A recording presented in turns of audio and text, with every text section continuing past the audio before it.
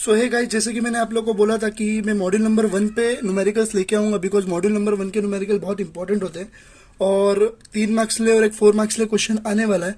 और अगर ये एनालिसिस ऑफ कोल का क्वेश्चन आया तो टोटल 10 मार्क्स ले क्वेश्चन आ जाएगा। तो हम लोग को पासिंग ही अगर 18 मार्क्स से होगा, अगर मॉड्यूल नंबर 1 से ही अगर हम लोग का 7 मार्क्स तक का न्यूमेरिकल से ही वैल्यू मिल रहा हो, अभी इतना ईजी है, तो हम लोग वो मार्क्स को क्यों गवाए। क्योंकि जब रिजल्ट आता है ना तो लोग एक एक दो मार्क्स ले फेल होते हैं, तो ये बहुत इंपॉर्टेंट है अपने लिए। तो सबसे पहले हम लोग को फ्यूल्स एंड कंबशन 1 में 3 चीज हम लोग को 3 टॉपिक पे क्वेश्चन है। एक तो है कैलोरीफिक वैल्यू पे है, जिसमें एससीवी और एलसीवी फाइंड करना था यूजिंग डुलंग्स फॉर्मूला। सेकंड चीज है हम लोग का analysis of coal and third है कंप्लीट कंबशन के ऊपर क्वेश्चन आता है। तो हम लोग एकदम फटाफट करेंगे और एकदम इतना बड़ा देख के डरने का नहीं है, क्योंकि मैंने एकदम सिस्टमैटिक लिखा हूं जिससे आपका 1 मार्क्स भी कट ना हो। ठीक है, तो सबसे पहले एचसीवी और एलसीवी क्या होता है। हाई कैलोरीफिक वैल्यू होता है और लो कैलोरीफिक वैल्यू होता है, जिसके ऊपर 3 मार्क्स का न्यूमेरिकल आने वाला है। कितने मार्क्स का? 3 मार्क्स का न्यूमेरिकल आने वाला है। ठीक है, तो फॉर्मूला दोनों का मैं लिख दी हूँ। एचसीवी का फॉर्मूला है 1/100, ब्रैकेट में है 8080 कार्बन, 34500 ब्रैकेट में hydrogen minus oxygen upon 8 plus 2240 sulphur. ये जीरो नहीं है, ये ऑक्सीजन है। अभी आगे हम लोग एक क्वेश्चन लेते हैं। A sample of coal has the following compositions by mass. Carbon 85% दिया हुआ, हाइड्रोजन 6% दिया हुआ, ऑक्सीजन 8%, सल्फर 0.5% एंड एस जो दिया हुआ है वो अपने को 0.5% दिया। कैलकुलेट करने बोला SCV and LCV using Dulong's formula. ये मैंने सैंपल पेपर से ही क्वेश्चन उठाया हुआ हूं, जो अपन ने सैंपल पेपर डाले हुए हैं। ठीक है, तो सबसे पहले न्यूमेरिकल लिखने का एक तरीका होता है जो हम लोग को लिखना है गिवन मेरे पास जो भी दिया मैंने वो लिख दिया। क्या क्या गिवन दिया था? कार्बन 85% दिया था, hydrogen 6%, oxygen 8%, sulphur 0.5% and S जो दिया था वो 0.5% मैंने लिख दिया। उसके बाद हम लोग को लिखना है टू फाइंड।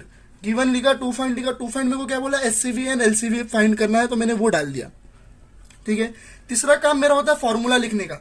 तो हम लोग को इसमें 2 फॉर्मूला रिक्वायर्ड है, एक तो एससीवी का लगेगा और दूसरा एलसीवी का लगेगा। तो एससीवी मुझे बोला, एससीवी का जो भी फॉर्मूला है मैंने वो इधर डाल दिया एंड एलसीवी का जो भी फॉर्मूला है मैंने ये इधर डाल दिया। इतना क्लियर हुआ। ये डालने के बाद यहाँ पे चौथा काम आना चाहिए आप लोग का सोल्यूशन। सोल्यूशन डालते वक्त सबसे पहला काम है आप लोग को फॉर्मूला से ही स्टार्ट करना है। तो एचसीवी का जो भी फॉर्मूला मैंने डाल दिया। एचसीवी का फॉर्मूला क्या है? HCV is equal to 1/100, 8080 carbon है यहाँ पे C and 34500 hydrogen minus oxygen upon 8 plus 2240 sulphur. तो सबसे पहली बात 8080 को मैंने एज इट इज लिखा। यहाँ पे मेरा कार्बन 85 इसलिए आया बिकॉज मुझे गिवन में कार्बन कितना दिया हुआ है? 85 दिया है, तो मैंने इधर डाल दिया। 34500 यहाँ पे मेरा 6 इसलिए आया बिकॉज मुझे हाइड्रोजन पूछा है, तो मेरा हाइड्रोजन कितना 6% है, तो मैंने इधर 6 डाला। ऑक्सीजन मेरा कितना है? 8%, तो मैंने इधर 8 डाला और यहाँ पे मैंने 8 डाला। क्लियर है? फिर 2240 और जो मेरा सल्फर है यहाँ पे 0.5 है, तो मैंने यहाँ पे 0.5 लिख दिया एज इट इज। ठीक है, अब मैंने क्या किया, अब अगर आप लोग चाहो तो इसको डायरेक्ट भी सॉल्व कर सकते हो। ये पूरे वैल्यू को कैल्सी में पुट करके डायरेक्ट इसको सॉल्व कर सकते हो, लेकिन मैंने ऐसा नहीं किया। मैंने इसको एक्सपांड किया, मैंने इसको सिस्टमैटिक सॉल्व किया, क्योंकि एग्जामिनर को भी क्लियरली समझे कि मैंने क्या किया। तो मैंने 1/100 को एज इट इज रखा। ये दोनों टर्म को मल्टीप्लाई किया तो मुझे ये वैल्यू मिला। ठीक है, ये पूरे टर्म को मैंने कैल्सी में डाला तो मुझे ये वैल्यू मिला एंड ये दोनों टर्म को मैंने मल्टीप्लाई किया तो मुझे ये टर्म मिला। क्लियर है? उसके बाद मैंने क्या किया, 1/100 को एज इट इज रखा। अब ये पूरे टर्म को मैंने प्लस किया तो मुझे ये वैल्यू मिला। फिर एंड में मैंने क्या किया, ये पूरे टर्म को मैंने सॉल्व किया तो मुझे 8604.2 किलो कैलोरी पर केजी का मेरे को ये आंसर मिला। तो एचसीवी मुझे फाइनल मिला। आई होप मुझे समझा, आप लोग को समझा रहेगा मैंने क्या किया। इसमें सिर्फ फॉर्मूला का काम है, दैट्स इट। फॉर्मूला एक बार आप लोग ने डाल दिया, जो आप लोग को गिवन डेटा है वो पुट कर दिया, उसके बाद आपको सॉल्व करना।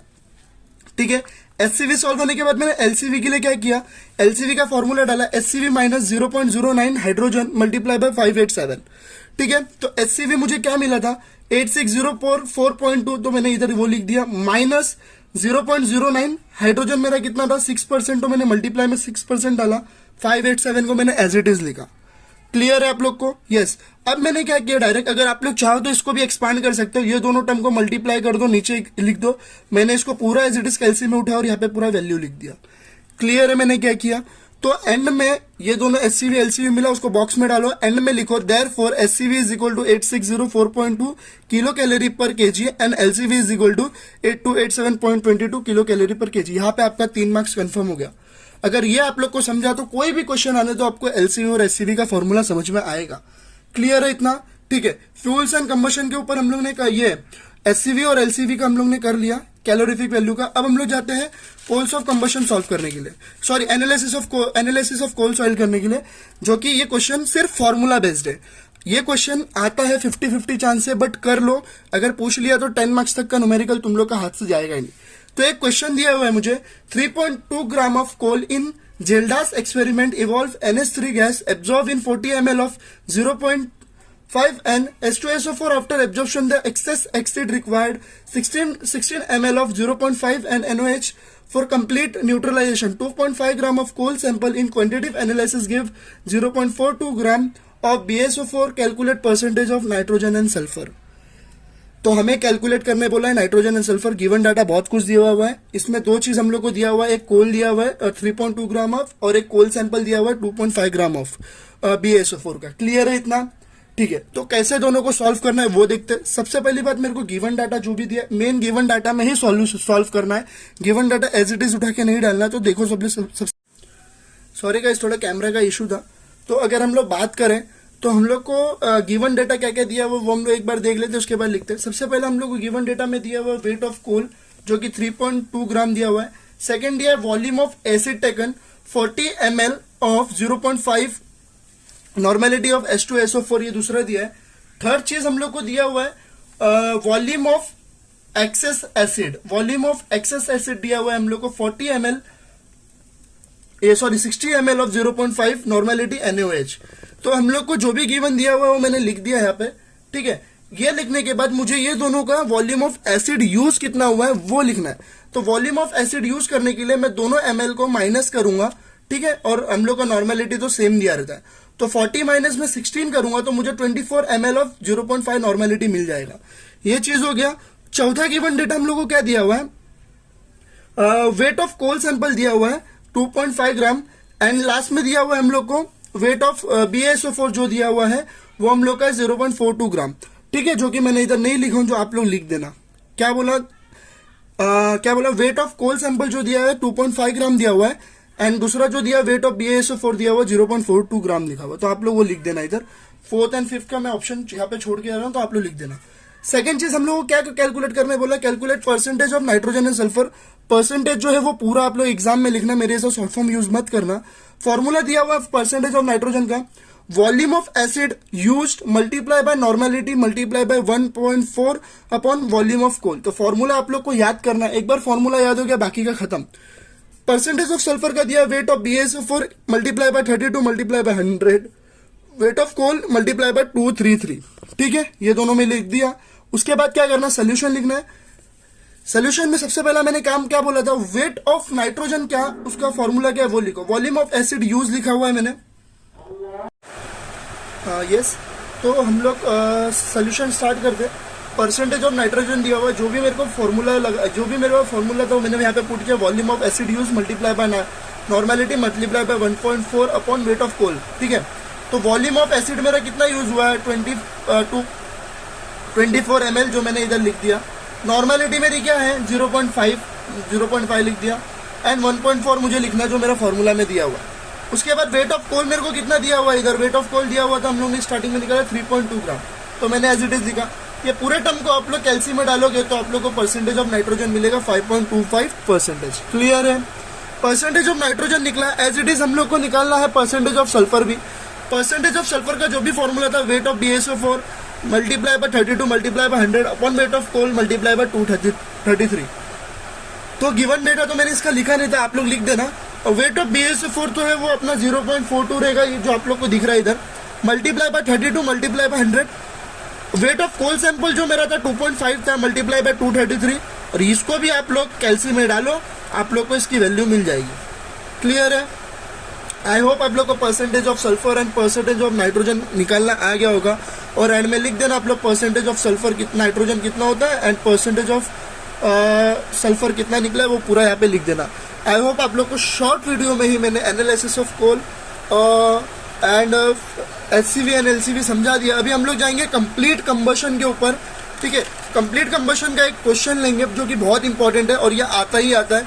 तो मैंने इसको अपने सैंपल पेपर से शायद इसको उठाया हुआ हूँ, या फिर अपने क्वेश्चन बैंक का ये क्वेश्चन है, बहुत इंपॉर्टेंट है। तो बोला हुआ है calculative weight and volume of air required for complete combustion of 1 kg of coal containing carbon 65%, hydrogen 4%, oxygen 7%, nitrogen 3% दिया हुआ है, मॉइस्चर दिया हुआ है 15%, मॉलिक्यूलर ऑफ एयर दिया हुआ है हमें 28.949 ग्राम। ये क्वेश्चन में हम लोग को दिया है। सोल्यूशन मैंने यहाँ से स्टार्ट कर दिया, गिवन जो भी दिया था वो लिख देना आप लोग, फिर वहां से constituents weight by percentage weight of each by per kg of fuel लिख देना है। ठीक है, तो मेरे को जो भी इसको टेबल बना के लिखना आप लोग, मैंने फटाफट इसको सॉल्व किया, तो टेबल बना के लिखना, कॉन्स्टिट्यूएंट में लिखना जितने भी आप लोग को गिवन डेटा दिए वो लिख देना, carbon, hydrogen, oxygen, nitrogen, moisture. ठीक है, वेट बाय परसेंटेज कितना हम लोग को परसेंटेज दिया, कार्बन का 65, 4, 7, 13, 15। ठीक है, अब क्या करना है, इसको wait of each by each पर kg ऑफ फ्यूल को डिवाइड करना 100 से और बाजू में उसका आंसर लिखना। तो 65/100 अगर आप लोग इसको डिवाइड नहीं करोगे तो आपका पूरा सोल्यूशन रॉन्ग हो जाएगा। तो 65/100 इज इक्वल टू 0.65 आता है, 4/100 इज इक्वल टू 0.04। कैल्सी दी हुई है, आराम से कैल्सी का यूज करो। ठीक है, 7/100 0.07। हम लोग को नाइट्रोजन की यहाँ पे रिक्वायर्ड नहीं है तो हम लोग ने इधर लिख दिया डू नॉट कॉन्ट्रीब्यूट, और मॉइस्चर की भी जरूरत नहीं है तो हम लोग ने लिख दिया डू नॉट कॉन्ट्रीब्यूट। क्यों जरूरत नहीं है वो मैं बताता हूँ, क्यों जरूरत नहीं है। इधर देखो फॉर्मूला क्या है अमाउंट ऑफ एयर रिक्वायर्ड का, 100/23, 2.67 carbon plus 8 hydrogen plus sulphur minus oxygen. तो मुझे यहाँ पे नाइट्रोजन की कहीं पे भी जरूरत नहीं पड़ी, इसलिए मैंने उसको डू नॉट कॉन्ट्रीब्यूट लिख दिया हूँ। अगर चाहिए तो आप लोग उसको डिवाइड करके आप उसके बाजू में आंसर लिख सकते हो। क्लियर है। मैंने क्या किया, 100/23 को एज इट इज लिखा, जहाँ पे मेरा कार्बन का जो वैल्यू मुझे मिला था 0.65 मैंने उसे इधर पुट कर दिया, हाइड्रोजन को मेरे को 0.04 मिला था जो मैंने इधर पुट कर दिया, ऑक्सीजन मेरा यहाँ पे कुछ दिया नहीं है, सॉरी यहाँ पे सल्फर मुझे कुछ नहीं दिया तो मैंने उसको 0 लिख दिया, एंड में मुझे ऑक्सीजन जो दिया हुआ 0.07 दिया हुआ। तो एज इट समझा मैंने क्या किया इधर। अब मैंने क्या किया, इसको मैं एक्सपांड करके सॉल्व करने आ रहा था बट उतना टाइम नहीं है, अपन शॉर्ट लेक्चर ले रहे, तो मैंने इसको कंप्लीट को क्वेश्चन को कैल्सी में डाला तो मुझे ये मिल गया। ठीक है, अब ये मिलने के बाद मुझे गिवन डेटा में दिया हुआ है मॉलिक्यूलर वेट ऑफ एयर जो दिया हुआ है 28.949। ठीक है, अब क्या करना है मुझे, 28.949 kg ऑफ एयर कंटेन क्या करता है, 22.4 मीटर पर क्यूब ऑफ एयर कंटेन करता है। ठीक है, तो ये डेटा लिखना मत भूलना। फिर इसको कैसे सॉल्व करेंगे, जो भी हम लोग को ये दिया हुआ है अमाउंट ऑफ एयर मिला है उसको हम लोग लिखेंगे, डिवाइड करेंगे वॉल्यूम ऑफ एयर से, ये मॉलिक्यूलर वेट ऑफ एयर जो भी दिया उससे, और मल्टीप्लाई करना है 22.4 मीटर क्यूब से। ये दोनों ये तीनों ये पूरे टर्म को कैल्सी में वैल्यू में डालोगे तो आप लोग को 6.6796 वैल्यू मिलेगा। आई होप आप लोग को क्लियर हो गया होगा। कंप्लीट कोल ऑफ कंबशन का क्वेश्चन अगर आया कुछ भी कार्बन में दिया 85%, 80 कुछ भी दिया, आप लोग सीधा कैल्सी में डालोगे और उसको सॉल्व करोगे। ठीक है, आई होप आप लोग को समझ में आ गया होगा। अभी हम लोग नेक्स्ट वीडियो में मिलेंगे। फिलहाल all the best for your exam. ठीक है।